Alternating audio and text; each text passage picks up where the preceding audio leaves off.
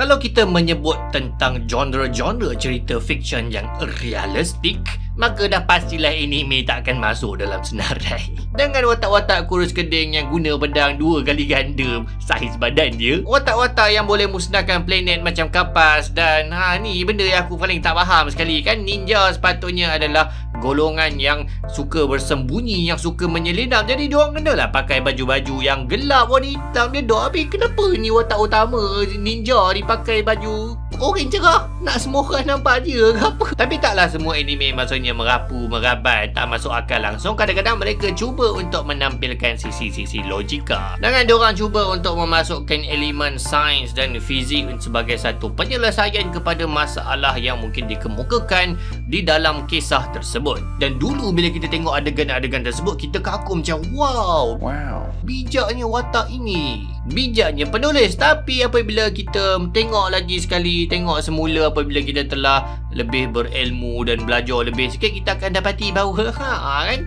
merepek ni adegan ni. Jadi dalam video ni kita nak membedah dan membahaskan beberapa adegan-adegan anime yang kita tengok macam logik, masuk akal, tapi sebenarnya sekali je langgar hukum fizik. Tapi sebelum itu, video ini ditaja oleh Susu Rizky Mamadil.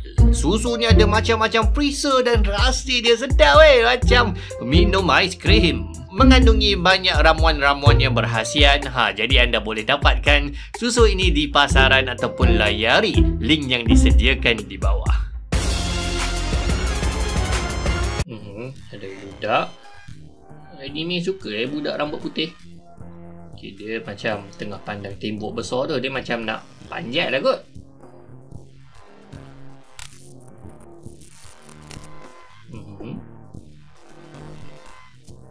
Okay, dia ikat sesuatu pada pokok. Okay, dan dia tarik tali tersebut. Dia lari dekat tembok.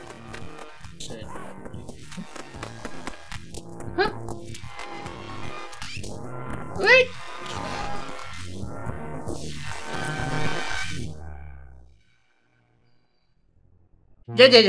Aku tak faham. Apa ni? Aku rasa animator yang buat scene ni pun bingung yang kenapa jadi macam ni. Okey, macam yang saya dulu terangkan dalam video sebelum ini, iaitu video review scene Bollywood yang juga tak masuk akal, yang melanggar hukum fizik. Untuk berlari di atas dinding yang tegak, korang memerlukan daya untuk melawan daya graviti. Pada masa yang sama juga, korang kena ada daya untuk melawan tolakan kaki korang yang sebenarnya akan menolak korang menjauhi daripada dinding. Tapi apa yang budak ni buat adalah, tahulah apa benda dia buat sebenarnya. Dia ikat diri dia pada pokok, dan pokok ni dia jauh lah daripada dinding. Tapi pokok tu dia mungkin lagi tinggi daripada dinding. Lepas tu dia lari dengan dia memegang tali tersebut. Jadi apa yang berlaku adalah jarak dia dengan dinding tu dia akan berubah lah, sebab dia makin mendekati dinding. Jadi maksudnya kepanjangan tali tu pun dia kena berubah. Sebab kita tengok tali tu sentiasa tegang kan. Jadi sama ada tali tu dia elastik, dia boleh memanjang apabila ditarik oleh budak tersebut, ataupun pokok tu dia membengkok. Tapi rasanya yang lagi realistik adalah, yalah, tali tu dia boleh memanjang lah. Jadi kalau macam tu akan ada daya barulah, iaitu daya tarikan akibat daripada tali tu dia ditegangkan oleh budak tersebut. Tali tu dia akan lagi menarik mamat tu ke belakang, lagilah menjauhi dinding. Jadi lagi susah lah dia nak naik dinding tu. Bayang panjat guna tangan je. Okey, jadi Minah ni dia ada kuasa untuk mengubah berat badan dia. Jangan tanya anime. Dia adalah kuasa yang diidamkan oleh semua perempuan. Jadi bila dia kurangkan berat badan dia, entahlah 5 kg ke, mudah untuk dia lompat dengan sangat tinggi. Jadi bila dia dah di puncak, maka dia naikkan pula berat badan dia. Bertantan lah kot. Kemudian apa yang berlaku adalah dia jatuh memecut dengan sangat laju. Dia macam bila dia dah terapung dekat atas udara tu, bila dia berat, dia tunggu jatuh sebab dia makin berat.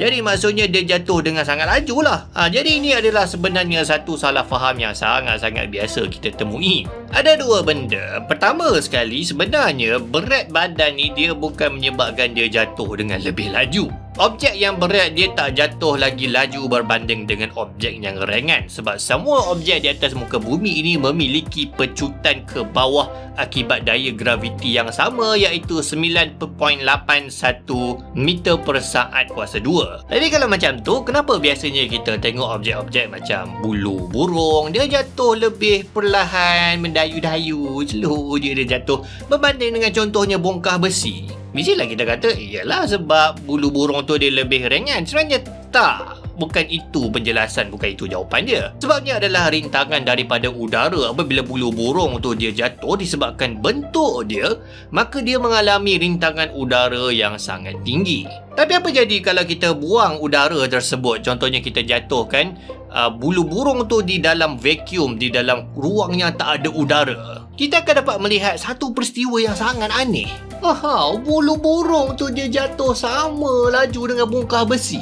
Sebab kali ini tak ada rintangan udara, jadi bulu burung tu dia jatuh dengan pecutan yang sama dengan bongkah besi tersebut. Okey, settle satu soalan. Tapi soalan kedua adalah macam mana kalau satu objek tu dia boleh meningkatkan jisim badan dia, dia boleh jadi lebih berat di tengah-tengah udara daripada 10 kilo tiba-tiba dia jadi 8 tan waktu dia tengah terapung kat udara tu. Ada beza tak dia punya kadar kelajuan jatuhan tu? Okey, jadi untuk situasi ni saya rasa kita boleh bayangkan macam ada banyak objek yang tengah terapung dan baru mula nak jatuh. Kalau kita biarkan diorang semua jatuh, yelah diorang akan jatuh serentak lah sebab pecutan diorang sama. Tapi katakan sebelum diorang semua ni jatuh, diorang berkumpul menjadi satu objek baru. Objek baru ni dia lagi berat lah sebab dia adalah komposisi semua objek-objek tadi tu. Jadi sekarang sama tak diorang punya kadar jatuhan? Mestilah sama kan? Sebab setiap objek tadi tu diorang tetap memiliki pecutan yang sama. Jadi purata kelajuan kejatuhan diorang pun tetap sama. Jadi kesimpulannya tak, kalau korang boleh ubah berat badan korang di tengah-tengah udara, ia tidak akan mengubah kadar jatuhan korang. Sembang apa nak?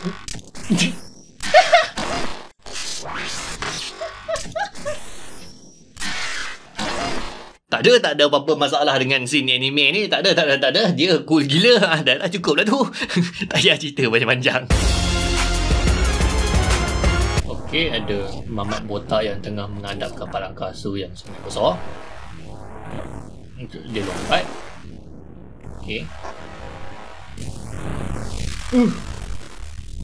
Yo, cool gila. Tembak peluru, bai. Besarnya peluru tu. Macam mana?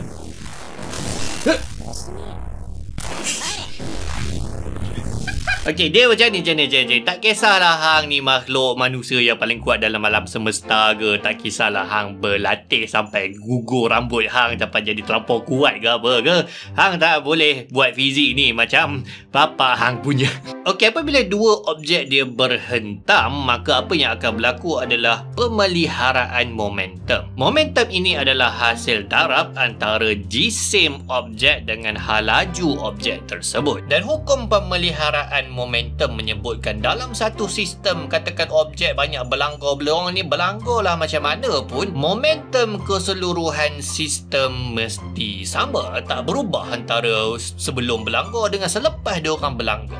Jadi peluru ni dia punya besar kedapuk, laju dia tinggi, jadi momentum dia pun tersangat-sangat besar. Dan mamat botak ni pula dia ringan dan dia lompat pula slow, jadi momentum dia kecil. Di tengah-tengah udara tak ada daya lain yang dikenakan ke atas mamat botak tu. Jadi sepatutnya bila dia yang bermomentum rendah sangat-sangat dan bertemu dengan momentum peluru yang sangat-sangat tinggi, maka apa yang akan berlaku adalah dia akan terpelanting lah disebabkan oleh peluru tersebut.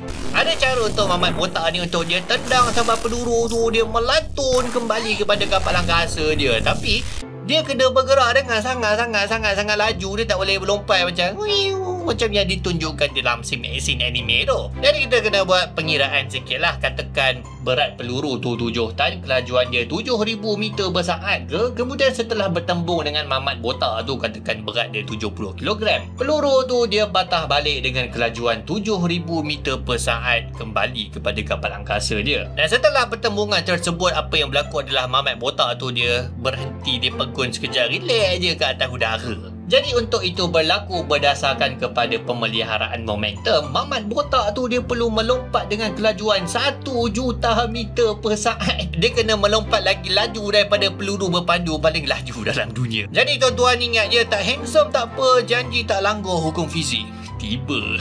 Jadi itulah dia sedikit sebanyak penerokaan kita terhadap scene-scene anime yang hati je langgar hukum fizik. Tadi dah pasti ada banyak lagi yang kita boleh kupas, tapi setakat ni itu sajalah. Kalau yang lebih-lebih tu anda rasa banyak lagi nak di cover pada sesi selepas ini, maka anda boleh cuba recommendkan mungkin dekat komen bahagian bawah tu. Mana-mana scene anime yang korang rasa macam betul tapi macam merepek, macam realistik tapi macam langgar hukum fizik juga. Kita boleh cuba bahas sama-sama mungkin. Jadi kita jumpa lagi dalam video ajar yang akan datang. Assalamualaikum.